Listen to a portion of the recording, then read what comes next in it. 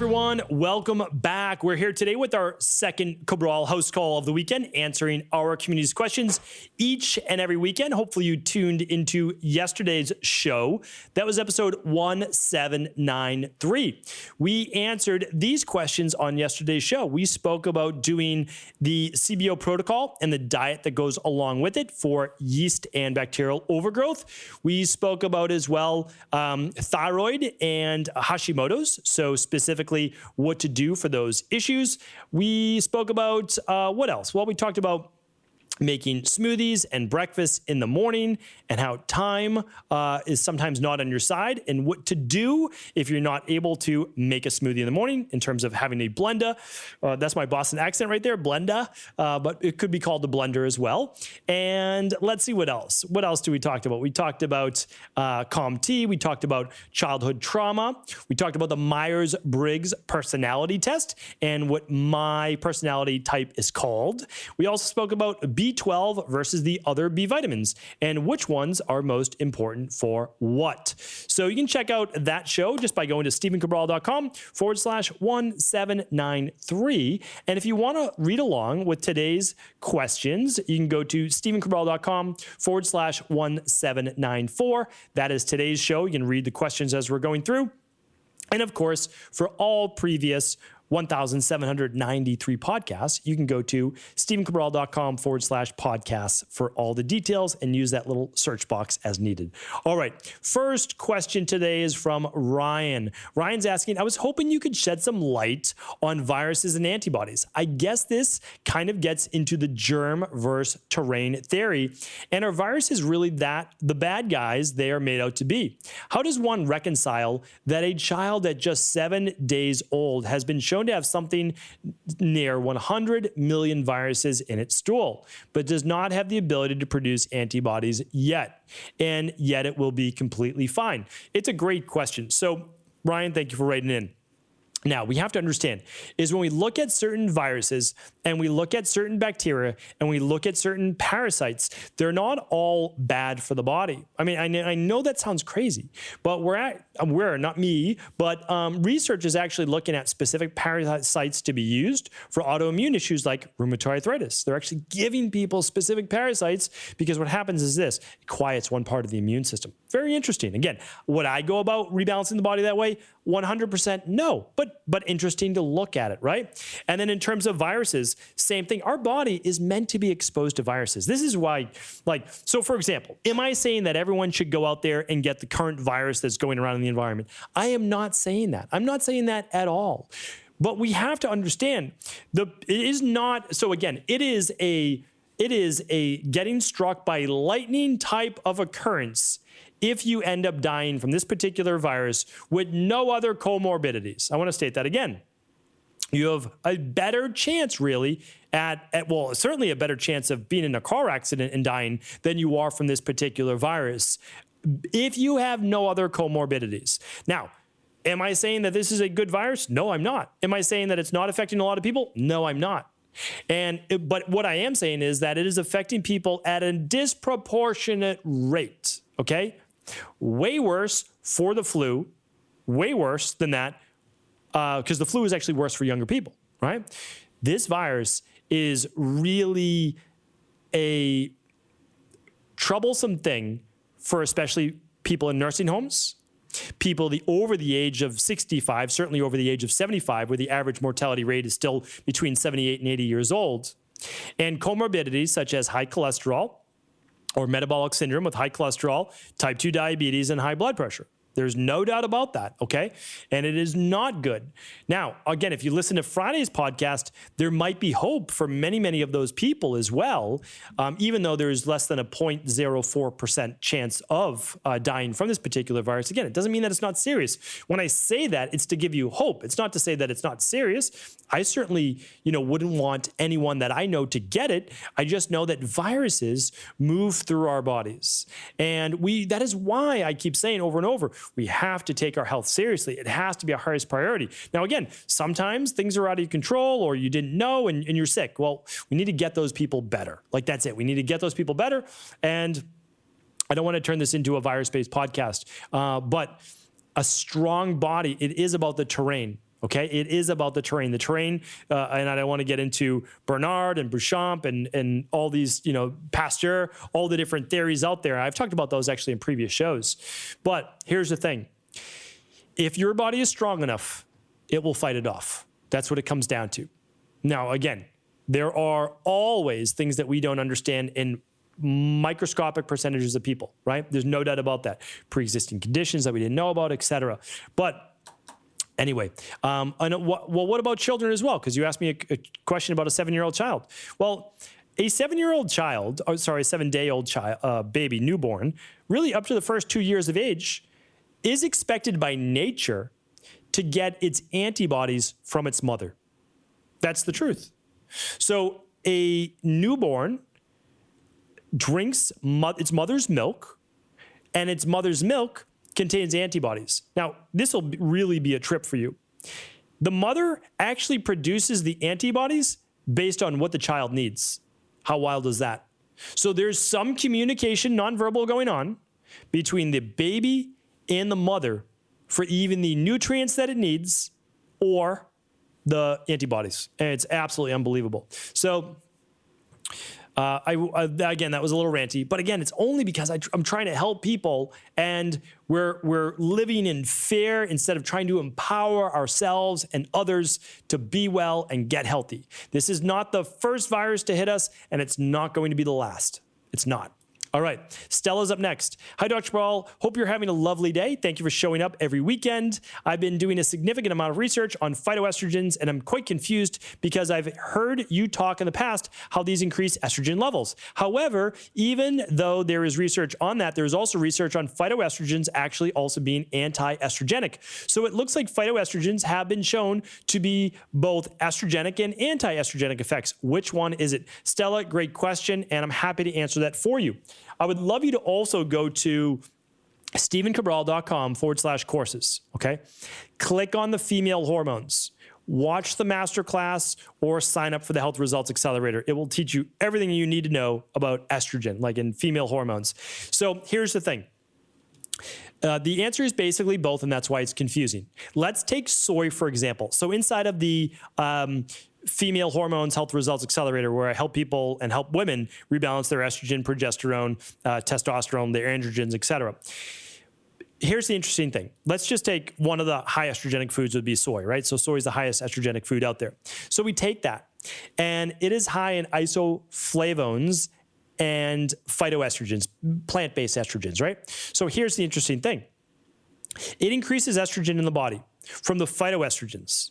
But the phytoestrogens then link up and connect to those estrogen receptors. But here's where it gets even more interesting. Because the isoflavones, the phytoestrogens, are not as powerful as a woman's own natural estrogen production or environmental estrogens such as xenoestrogens. And I do hope that you've listened to the podcast on xenoestrogens. And I also have a podcast that just came out, I believe, on Wednesday on how to detoxify those xenoestrogens or xenoestrogens from the environment, those foreign estrogens. So here's the interesting thing. If we take in, not too much, but we take in some of those things, they could bind up and block those receptors from more virulent and stronger estrogen from being able to penetrate. Now, the issue is it can still cause estrogenic symptoms in women with estrogen dominance. And men, it can cause gynecomastia. It happens. So some people are susceptible, some aren't. So who benefits the most from these phytoestrogens? It is women who are in menopause or past menopause and looking to raise natural estrogen levels, okay? Don't need to go overboard, don't want to go overboard, and also check to see if you're sensitive. So Stella, hopefully that answered your question. Chelsea's up next.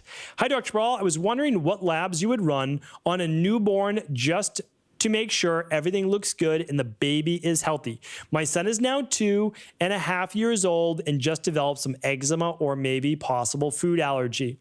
I would like to get to the root cause of this. What labs do you recommend? As always, thank you so much for sharing all of your knowledge. Chelsea, thank you. I appreciate you.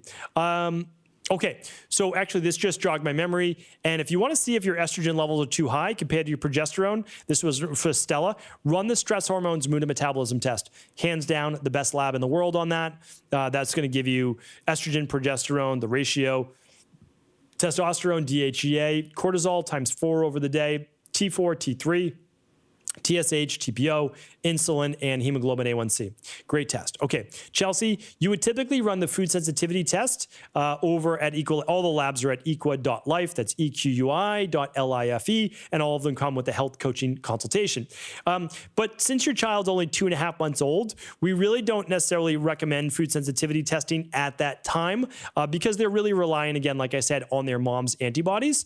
So it might be better for the mom to actually test her food sensitivities because she could be passing on some of that to her child as well if she is nursing, right? If she's not nursing, well, then that's not going to be possible. So, but what do I recommend? Well, I recommend removing then from your diet, because I'm assuming your child at 2.5 years old is not eating, but maybe they're doing a formula. So if they are, I recommend removing the cow's milk, removing the gluten, and removing the eggs for right now. Those are the big 3 that I typically see under the age of 1 or so with children or newborns and children, babies with eczema. Okay, so you can do any of those, whatever works for you. You can do the free recommendation.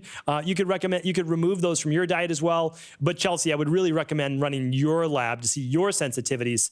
And then with your child, removing at least the big 3 right there, which is cow's milk, gluten, and eggs. And if you needed to do a dairy, then you can always do goats if you need it. But again, you need to create your own formula. I've done that on a previous podcast. I talked about that. You could look up, a Weston Price-based formula. There's also other formulas out there that just use goat's milk and can give you all the nutrients that your baby needs, okay? Because I don't want to provide medical advice, which I'm not providing medical advice. Remember, no diagnosis, no treatments, no cures, nothing like that on this podcast. All right, Carla's up next. How would you recommend washing salads in South America if tap water is not an option? Is it better to wash it? I'm not sure how to wash salads or veggies with something that is not running water. Carla, great question. We've got a lot of these that tie in together because this one would basically be on parasites, right? So like you can get bacteria or parasites or H. pylori, which is a bacteria, from untreated water. So I'll tell you what I did. So when I was in India and Sri Lanka, you can't drink the water. You really can't, not where I was. So what we rely on is boiled water. And boiled water will kill the parasites and the bugs. It won't remove the heavy metals, but that wasn't really like I wasn't worried about that. I knew I could do a heavy metal detox when I got home. So what I did was I only used bottled water, and we used boiled water, cooled, of course, you want to cool it, that you could then scrub your veggies with. And I don't eat any salads. As a general rule, I do not eat salad when I'm traveling to a place such as Mexico. I love Mexico, by the way. I'm not saying anything bad about it, but I don't eat salad in Mexico just because it's washed with regular tap water. And with veggies, very plain and simple, you could wash those with cooled boiled water. You could just put it in a bowl to make it better, meaning like you want to conserve your water, right? So what my wife does, like when we get our veggies, even if they're organic, we've got a big bowl. Let's say it holds a gallon of water, okay? We just use our Berkey water filter water and then add a little bit of apple cider vinegar to it. And plain and simple, you can put your veggies in there, you can let them soak, and you can just scrub them with a scrub brush. So you can do the same thing. So you can just clean all your veggies for the week in one bowl of boiled water, again, that's cooled with a little bit of apple cider vinegar, and there you go. So Carla, hopefully that was helpful. All right. If you really wanted to, you could add a little bit of iodine to that water. But again, the water's already been boiled, but you could. And you could also add chlorine tabs if you needed to, but I don't recommend chlorine because it can kill some of the bacteria in your gut, but you could always let it evaporate if you wanted to. So there's multiple ways. Hopefully that was helpful. All right, Anonymous is up next. Is there a specific reason why someone might experience diarrhea and upset stomach when taking digestive enzymes? Certainly, it's rare, but it does happen. Like, let's say, well, it's not even like 1 in 500 people that I know, but it does happen. I mean, I've been doing this a while, and I know that it happens for sure. So if they experience diarrhea when taking digestive enzymes, I recommend saying, okay, don't take them at breakfast where their stomach might just be the most queasy. I recommend taking them not before the meal, but I recommend taking them mid-meal for anybody that has loose stool with taking them. And also, you just might want to use 1 instead of 2. Like, it could just be dosage. It really could. Like, for anybody, you'll eventually meet your dosage. So let's say you took 6 digestive enzymes. You'd probably have loose stool. right? And for some people, it might happen at 3. Some it might happen at 2. Most people, it doesn't happen at 1. So what I would do is I would take it mid-meal and just start at 1. That's a good way to do it. And then, of course, you could simply just try a different brand because there might be something in there that just doesn't agree with you. All right. Laura's up next. Might be the same Laura. Wait. Do we have a Laura? I answered Laura's question. Yes, I answered Laura's question yesterday as well. Okay. Let's see. This one from Laura says, "Hi, Dr. Cabral. I've recently learned of air candles, and I'm wondering what your opinion on them is. And also, if you would recommend using them, how often? Thank you so much for being our go-to person for everything health-related. Means so much. Have a lovely day, everyone, and happy healing." Thank you, Laura. Appreciate you. I've done air candling myself once. I have not seen a lot of clinical benefit behind it. I think that there's more downside risks than positives with burning the air candle, basically. I've done a show on this before. So let me just go again. I'm going to go to stephencabral.com/podcast, and I'm going to use the search box, and I'm going to look up air candle, and I'm going to see if I can find it there. All right, I answered it on episode 1044. All right, so what I'm going to do is just revert you back, Laura, to episode 1044. stephencabral.com/1044, and you'll get a bigger answer there. But I don't think anybody needs to do air candling at all. I think that there's much better things to do, whether it be the Nutribiotic GSE drops, whether it be a little 1 or 2 drops of hydrogen peroxide in the air, anything like that. I just think that there are better ways to do it, but I'm also not radically against it. Like I'm not against it at all, actually, if it's done safely. I'm really not. Do I think that there's a lot of efficacy behind it? Maybe there is. I just haven't read about it. I just haven't seen it. And I've just never had a use for it either. So I tried it once myself. Hey, some people think it's great. And so as long as you do it safely, I have no problem with that. All right. Priya is up next. And it says Priya. "Please, I want to eat cupcakes. Can we have desserts on our cheat meals for the CBO 3-month plan?" All right. You wrote in November 21st, and your answer is coming to you on January 3rd. So again, it's about 6-week delay. If you want that answer the same day, go to CabralSupportGroup.com. 10,000 plus members from around the world who just want to be there to support each other, answer questions. And the answer is yes. If you want to eat cupcakes, far be it from me to hold you back from those cupcakes. So once a week, when you have your cheat meal on the CBO protocol, have a cupcake, enjoy it, smile, breathe between bites, chew it to a paste.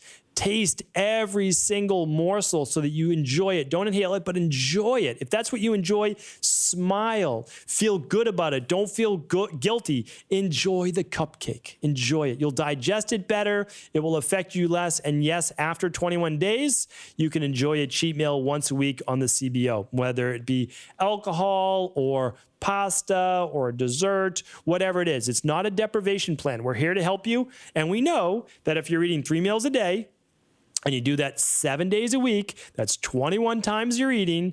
And if one of those is off, it's okay. You're going to be just fine and you're still going to get the results. All right. Great questions. Let me see if that was my 6 for today. Ryan and Stella and Chelsea, Carla, Anonymous, Laura, and Priya. All right. We actually did an extra one. So, love the questions. Really do appreciate all of your support. If you have not left a review yet for the podcast, I would love you to do that over on iTunes or Spotify or Google Play, any of your MP3 players. It'll take just a second and it helps me to spread my mission. Thank you so much, everyone. Take care. Have an amazing day. And I will talk with you tomorrow on our Mindset and Motivation Monday to start the week.